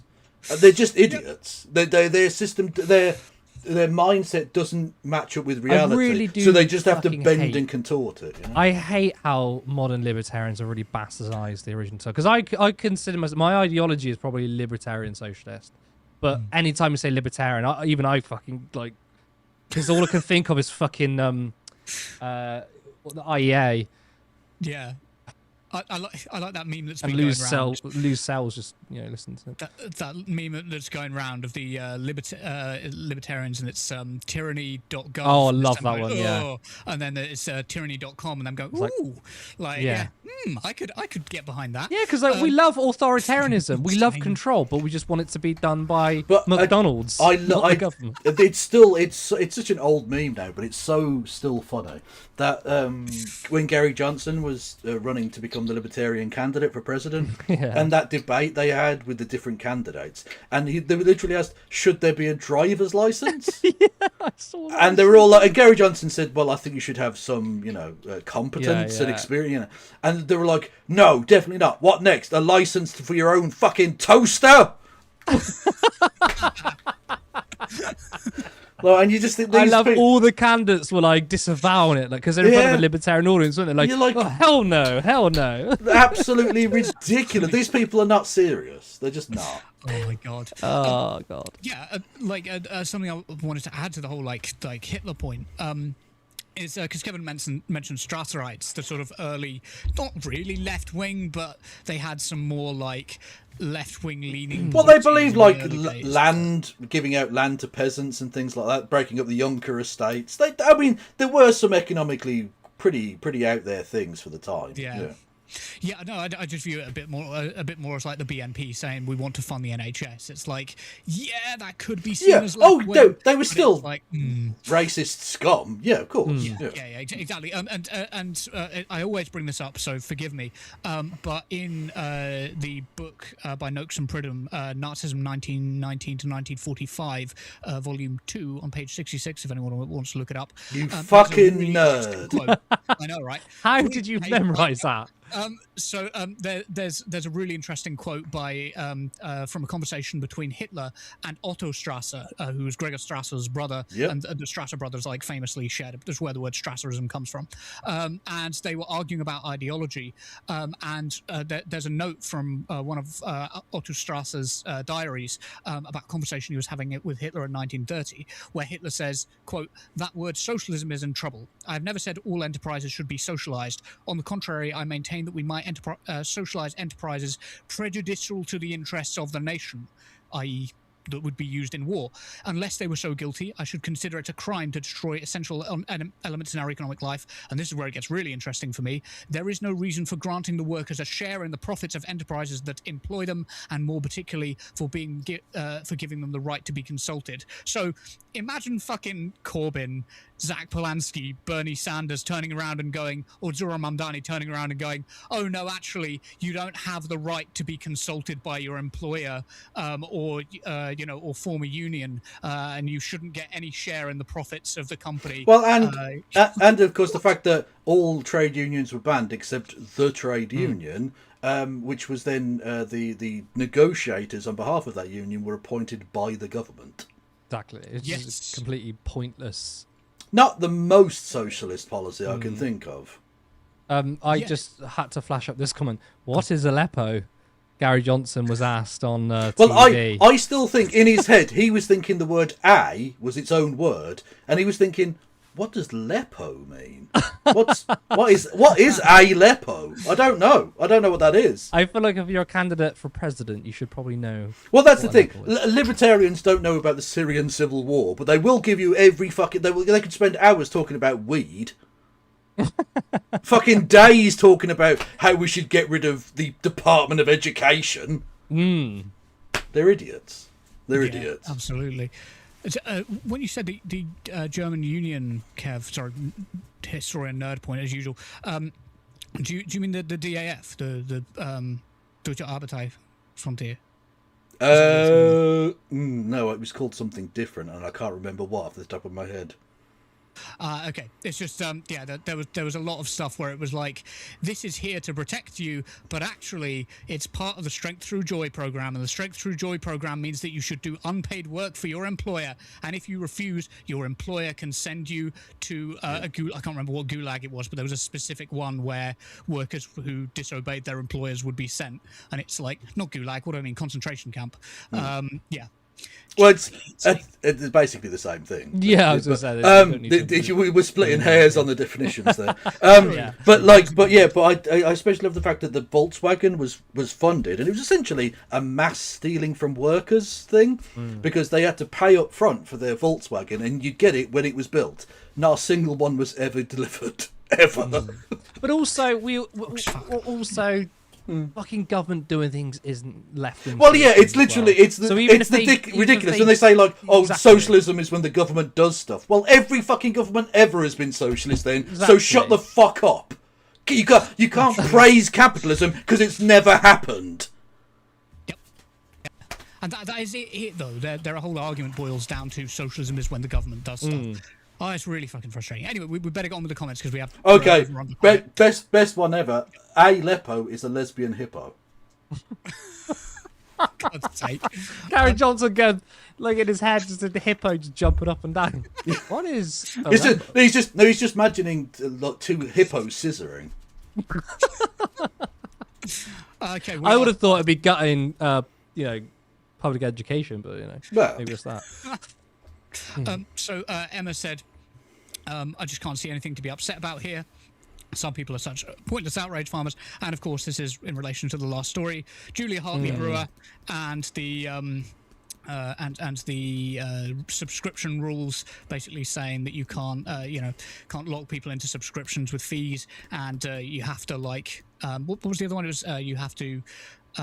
You can get rid of.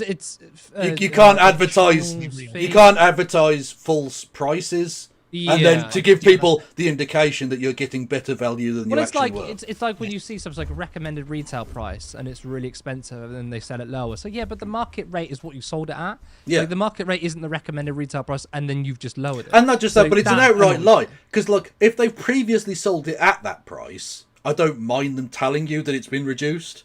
But Yeah, they just fine. make shit up. They say, "Oh, we sold it for 10, but now it's 6." So you think you're getting a 40% off? They never sold it at 10. But Emma is right, because it's like, fucking hell though. Like these are fine things. Like how can you moan about that? And It's just what I whinging, really yeah. hate. Yeah, I really hate when people just politicize everything. Now, obviously everything is politicized, but I mean party politics, right? It's like, oh, we've got to moan because I don't like that party. Well, guess what? Like, you're watching a socialist media channel which will probably never vote Labour ever again because I cannot forgive them the genocide, okay? And yet I'm sat here praising Andy Burnham because I'm not a fucking bipartisan hack. Now, it doesn't mean I'm going to go fucking support him now, but I can be like, well, that was good. That was done well. That makes sense. Because, honestly, you watch most right-wing shows, you fucking switch on GB News. They cannot do that. They're incapable of doing that. They're just like, we hate Labour, so we're just going to shit on them regardless. And Julie Hartley Brewer's the same. If Reform came out with that, oh my fucking God, they'd be like, this is the best thing ever. That's a great point in chat. And I have no fucking respect for that kind of politics. So DFS are fucked. Yeah.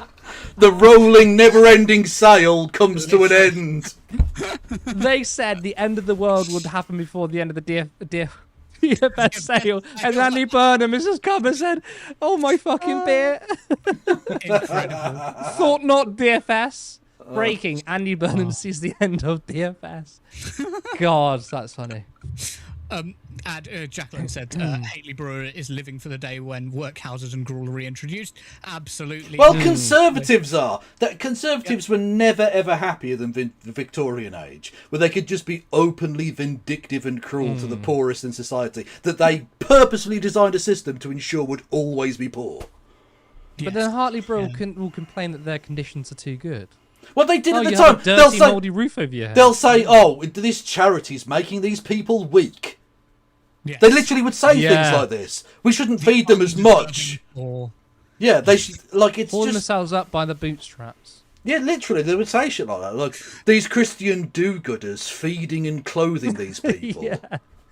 there was a series of cartoons years ago on Facebook where people were taking images of Jesus doing like doing like various acts of charity. Communism. And yeah, and they were, it was like Tory Jesus, so they'd put a speech bubble next to it, going like, "No, take those gifts away from the poor. They'll only spend them on HD TVs. They'll spend them on PS5s. You can't give it to them." Like, or it would be Jesus like walking through the streets, and he'd come across like a homeless man on the floor, and it would be like, kick. Although it was. Your fitness for work assessment is in 10 minutes. If it was Gary Johnson Jesus, it would be, what is a leper? What is a leper? Oh my god! Oh, look how proud of you of that one. Oh. Go on, lad. That, honestly, I can die happy now. It's all good. It's all good. That was a good one, I gotta say. Thank you. And Leo said this is being around the edges of the cost of living crisis. I agree. I completely agree. We agree. I think we agree on that. However, there is one thing that I'd like to add that I think really needs to be said, and the very fact that Julia Hartley Brewer, her only criticism that she has been able to level at Andy Burnham with this policy is tinkering around the edges, is a total cultural victory for Zach Polanski, because Zach Polanski made Burnham possible. Like, without the pressure from the Greens and from Zach Polanski, without Keir Starmer crashing in the polls to the most unpopular prime minister in history, because of what Zach Polanski and the Greens did, there would be no Burnham. But more importantly, Julia Hartley Brewer is now having to contend with these policies and not, he hasn't cut, welfare for the disabled by quite as much as we'd like. It changes the conversation. Yeah, and I tell you what, that's a really good point, because what Brewer's done, and maybe she's done it unintentionally, but she has said this isn't going to do enough to tackle the cost of living crisis. Instead of her saying, why is he doing this? Insert, right-wing woke culture thing, trans people, whatever. She has said this won't do enough to address the cost of living crisis, which is like, yes, I agree. That's the left-wing argument. Welcome, Comrade Brewer. And like, that is a great point in which this is how we can really reframe the debate. Right? Excuse me. That's what you want, is to get right-wingers saying, arguing on the terrain that we want to talk about, which is cost of living, economic policy. It's Comrade Hartley Brewer, please. Comrade Hartley Brewer, apologise. Comrade Heartless Sewer. True. Vimster said, I'm also sick of Yusuf's attempt at Churchillian delivery. Oh, he's so bad true. at it, isn't he? But he doesn't have any source, though. No, he's literally the man with the least aura imaginable. It's so... I mean, do you know when he put on his aviators and stands on the beach, he looks like the biggest prick going. He looks like a guy who's got those aviators on because he's perving. Yeah. He's got meta aviators on. Yeah, just ridiculous. Yeah. Platform Radio said, always remember the first libertarian was a socialist. Absolutely. Yep. And also gave a list of names, I assume. I wouldn't... Nestor Makhno is... I would look into his use of slave labour in terms of the railways and stuff. But I know what you're talking about. Bonaventura Durruti, I would literally dig up his corpse and suck his dead dick. I'm so glad this is so at the end of the show. I love, which is just... Thanks. Yes. Yeah, so you don't have to edit it out of the segment. Yeah. And just a couple of comments to finish off with. A couple of Burks said, "Thinking is such a lefty move. Typical." A couple of Burks, of course, run their own. Yeah, everyone go and follow a couple of Burks. Fucking awesome. Yes, and also importantly, follow Kevin Logan. And follow Turn Left. Yes, this is very important. And Michael, on that note, said, also can't wait for the Turn Left, a couple of Burks crossover. Curtis was actually the one who starred that comment. I didn't star it, so... Yes, because, planning things. Let's do it. Yeah, you should get one of them on anyway. I don't know if they would both do it, but, yeah. Yeah, we can have one or both. Anyway, right, I will hand back to you guys because we have massively overrun as usual, but it's been a fantastic show, and thank you very much to you two. You have been amazing. Brilliant. Thank you so much, Ben. Fantastic comments tonight. Really enjoyed it. And, of course, want to thank everyone who tuned in. Kevin, thank you so much for coming on again tonight. Again, it's been too long, but hopefully we're going to be ramping up our shows again, so it won't be too long again. What is a leper? What is a leper? What is a leper? You need to record that and make it your sounds. putting your soundboard because you're so proud of that. I am ludicrously proud of that. Yes. Which is funny because after this, I'm going to eat my dinner and completely forget all about that comment you made. Well, no, I'll I'm sure you'll remind you. remember it. I'll remind you. Yeah. Please don't. Pleasure though. Thanks. Back on. And thank you to everyone who tuned in tonight. It's really important. We really appreciate it. Thank you to all those who commented and gave us a donation. We really appreciate that because, as you know, we are all volunteers. Even though I think we've made this place, the studio, look pretty damn professional, we don't make any money. So if you want us to grow, then please go to turnleftmedia.co.uk/supports.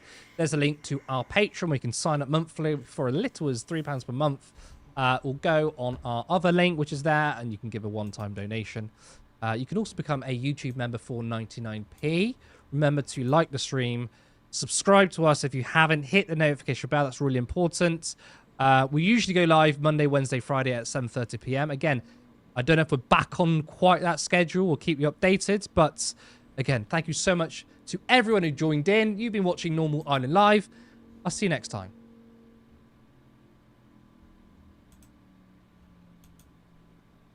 Adolf Hitler. Adolf Nice. Do you want to Hitler. raid into Adolf Yes. Hitler. Yeah, of course we will. We go until fucking like 4 in the morning, won't we? Well, If you don't go till 4 in the morning, you disappoint me. You have to. Is that a sex thing or? It can be if you want, whatever you want. It can be if you like. Nice. Because I'm about to turn 40, so I don't think I've got that in me anymore, to be honest. Oh, don't lie. Like you know what I mean? I can get 20 minutes of good banging and I'm done. 20 minutes, that's not bad. Yeah. Right, I'm gonna go have my dinner. Fucking great show. So good to see Yeah. you, Kev. What about 20 Thanks, minutes of everyone. mediocre? Anyway, sorry. One thing that I did want to say before this is just a thing that I think we should maybe do is have a look at the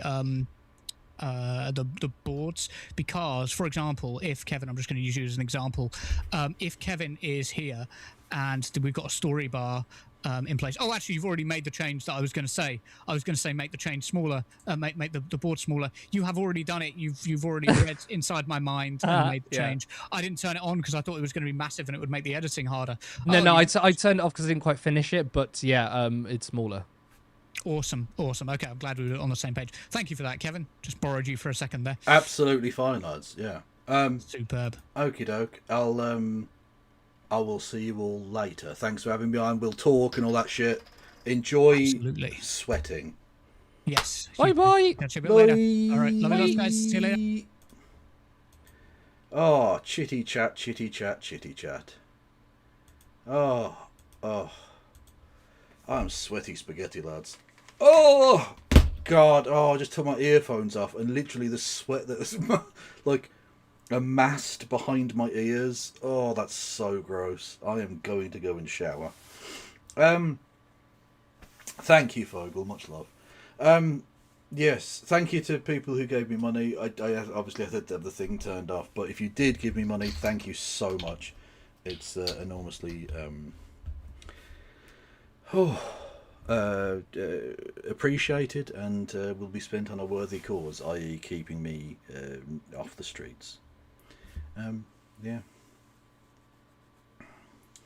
Okie doke. Yes. Eyebrows for ears is what you need. That is a fucking weird sentence. Thank you.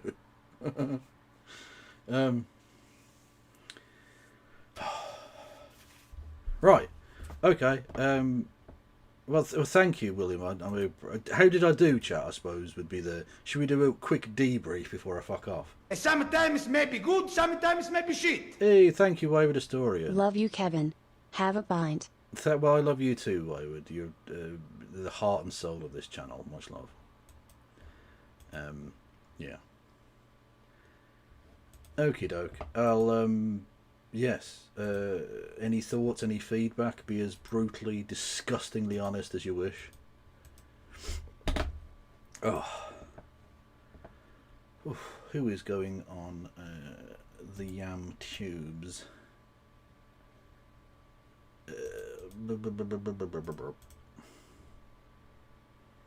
I did fab. Thank you. Well, I did put together that little history bit because I wanted to do a breakdown, a little potted breakdown of all the points being fucking bullshit. So I did some preparation for this one. Not that much preparation because I studied it, but you know, still you have to collate the information and things. Okay. Okie dokie. Are we going to have some roasted Kev this week? Yeah. No, I might stream more now because I need the distraction. I need the distraction of preparing for a stream and then doing a stream. Yeah. So yeah, that ironically might make me more productive. Thank you, Evan Tillotson. Welcome to the Kevolution, albeit a Kevolution that is about to cease for the evening. Jimmy Snow is going on YouTube, so I'll send you over there. We haven't been over there in a little while. And DJ Mule is going on Twitch, so if you want to check out a fellow Brit Bongarino who's got a northern accent and an awesome beard. Yeah, I will see you all.